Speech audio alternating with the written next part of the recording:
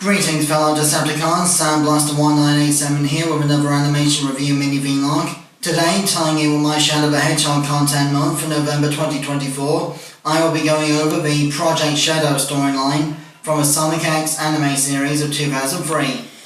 For those who don't know, Sonic X is an anime series produced by 4Kids in the early 2000s alongside the English dub of Yu-Gi-Oh!, Winx Club and all that kind of stuff.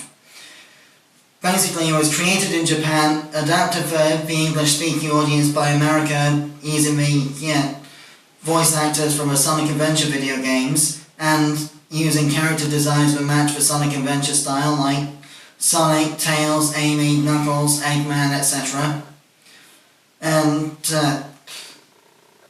it does loosely adapt the Sonic Adventure games with the first few storylines of the series, and then it goes off and does its own thing with an alien invasion force called the Matarax later on. I'll get back to the main series itself properly in another vlog later down the line, but this video is specifically focusing on the Shadow the Hedgehog story arc from episodes 33 to 38 and some of the other things Shadow gets up to in the later episodes. Now, full disclosure, it's been years since I watched the Shadow Saga episodes, and I've not watched much of the Matarax saga with regards to what Shadow gets up to, but I have done some online research, so here we go. Episode 33 is called Project Shadow, and it's the start of the storyline. First of all, the government military faction, GUN, the Guardian Units of the Nations, have developed a new line of robots to combat Dr. Eggman's invasions of Station Square and other such areas, trying to repair all the damage without Water Demon chaos caused in the previous episodes that led up to this storyline. In an attempt to circumvent these military interferences, Dr. Eggman has hacked into the GUN computer system and accidentally discovered some files related to his late grandfather, Gerald Robotnik. Using the name of his late cousin Maria Robotnik as the password to hack into these secret files of Gerald's, Eggman discovers an ancient secret diary of Gerald Robotnik's that talks about a secret government project called Project Shadow. After some further discovery, Eggman reveals that Shadow the Hedgehog was in fact an ultimate life form experiment created by his grandfather. In the original storyline from the games, Maria Robotnik was terminally ill with a rare illness, so Gerald created Shadow as an attempt to do some medical research to cure Maria's problem. But then the government found out that Shadow was a sentient being and tried to destroy him in case he became a threat to the Earth. I'll get back to that in another video. So, at the end of episode 33, Eggman breaks into the GUN fortress on Prison Island, discovering a stasis chamber deep below the fortress where Shadow the Hedgehog was lying in suspended animation. Eggman used the White Chaos Emerald to override the computer system and power up the stasis chamber, releasing Shadow from inside. However, with this being a cliffhanger ending, it segues into episode 34, Shadow Knows, in which, as the dust clears, Eggman mistakes Shadow for being Sonic the Hedgehog, his arch nemesis at first. Also in episode 33, Rouge the Bat fails once again to steal the Master Emerald from Angel Island, since Knuckles had destroyed the Master Emerald to prevent its theft by Eggman earlier in the episode. So, while walking away in disappointment, Rouge trips over and locates the blue Chaos Emerald, which he would later use as a bribe to gain Eggman's favour as the beginnings of Team Dark are assembled. In the original video game, Sonic Adventure 2, Team Dark consisted of Rouge the Bat, Shadow the Hedgehog and Dr. Eggman, before Shadow and Rouge ended up joining GUN with a former Eggman robot called E123 Omega. He doesn't appear in the Sonic X anime series sadly, but I'll do another vlog about him another time.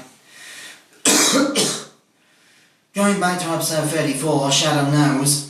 Once Shadow has escaped from Prison Island, he swears loyalty to Dr. Eggman as a thank you gesture for freeing Shadow from suspended animation.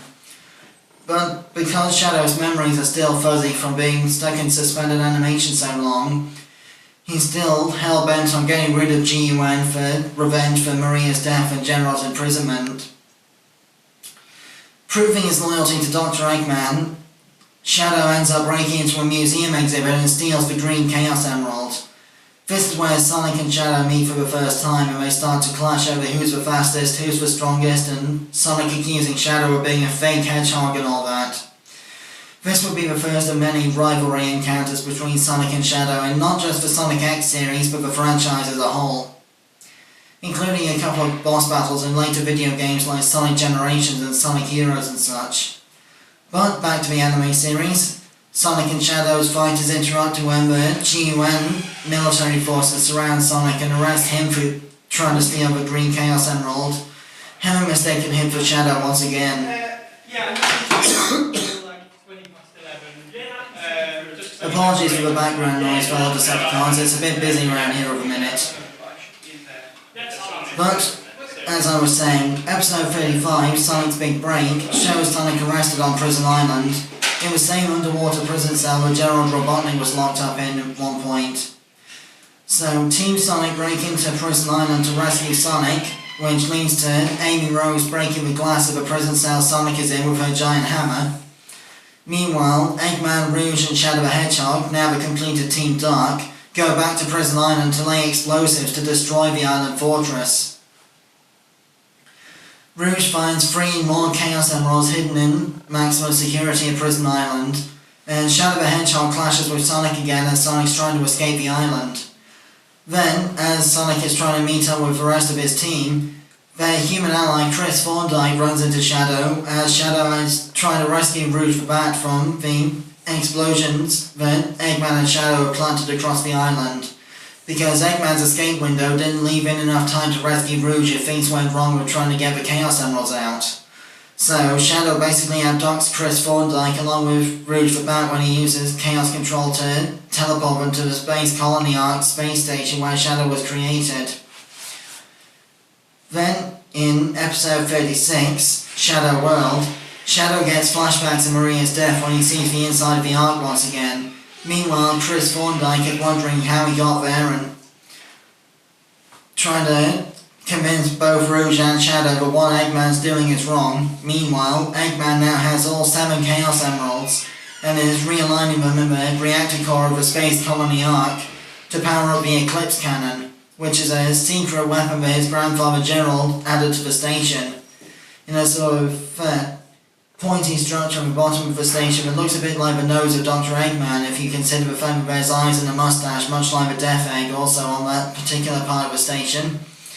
Eggman tests the full power of the Eclipse Cannon by blasting the moon in half, which ended up becoming a certain internet meme I'm not going to go into too much detail on in this video in later years.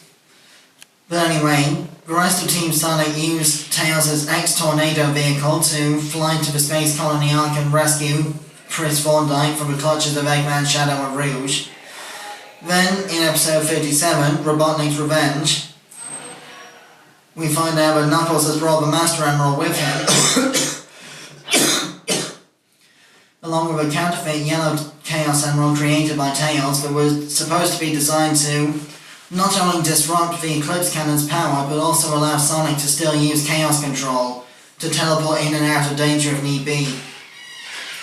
Sonic and Shadow clash once again because Shadow's trying to stop Sonic from taking back the Chaos Emeralds from Eggman's plan. Then a hologram of Gerald Robotnik appears on one of the main screens above the Colony Arc and talks about how he basically, had a contingency plan for every situation. This particular message was clearly recorded while Gerald was already in prison, because he can clearly see the tally marks on the wall of the cell behind him when this message is being broadcast. Basically, an evil mutant reptile creature called the Bio-Lizard is attacking the inside of the Space Colony Arc, and when Super Sonic and Super Shadow, with the help of Knuckles and the Master Emerald, try to fight the Bio-Lizard, it uses Chaos Control to teleport to the outside of the Space Colony Arc, latches itself onto the Eclipse Cannon, and then starts to drag the Space Colony Arc satellite down towards the Earth, the resulting explosion of which would cause a seismic shockwave of chaos energy that will wipe out the entire planet and everything on it. This was supposed to be Gerald's final revenge to completely annihilate GUN for killing Maria. and because he thought Shadow might have been destroyed over Chaos as well. So basically he wanted revenge on the government for destroying his life's work and killing his granddaughter, which honestly I think is understandable, but at the same time a bit of an over-exaggerated reaction to the situation. But anyway, the final episode, Showdown in Space, episode 38, shows the full conclusion of the Biolizard final hazard battle, with Super Shadow removing his inhibitor rings to burn off his full potential Chaos energy powers, and allowing him and Sonic to use Chaos Control to teleport the Biolizard/final hazard into oblivion, resetting the orbit of the space colony arc in the process. However, having burned off all of his energy, Shadow falls from the atmosphere and loses his super mode transformation, making everybody on Team Sonic and Dr. Eggman's side of the battle believe that Shadow had sacrificed himself completely to avenge Maria. So Sonic ended up giving Shadow's inhibitor rings to Chris Thorndike on the Ark after everything was completely resolved. But it was seen later on in the anime series, in the later storylines, that Shadow's body had been recovered by Dr. Eggman and placed in stasis with the Red Chaos Emerald trying to erase and reprogram his mind and such like. And this basically ends up with Shadow getting some really confused and sort of misremembered memories of his previous encounters with Team Sonic, which leads to him being a sort of semi-friendly anti-hero rival type character, both for Sonic and Knuckles for the rest of the series. He does do a few questionable things, like trying to kill Cosmo the Cedrian in the Metro-X story arc, but he does redeem himself in the end. The scene where Chris gives Shadow his inhibitor rings back was erased from the US dub but only seen in the original Japanese version of the series. There's also a few clips on YouTube that show this deleted scene. So that more or less concludes my look back at the Shadow Saga, the Sonic X anime series. I'll go into a full detailed review of the actual series itself in another video down the line. But until then, I've been Sandblaster1987, thanks again for watching. My next animation review will be for Shadow the Hedgehog's role in the Sonic Prime Netflix series, as the sort of sidekick to Sonic in the later episodes. So, until then, my next video altogether will be my November vlog about the history of Maria Robotnik and her friendship with Shadow over the years. So, till then, till all are one. Chaos Control!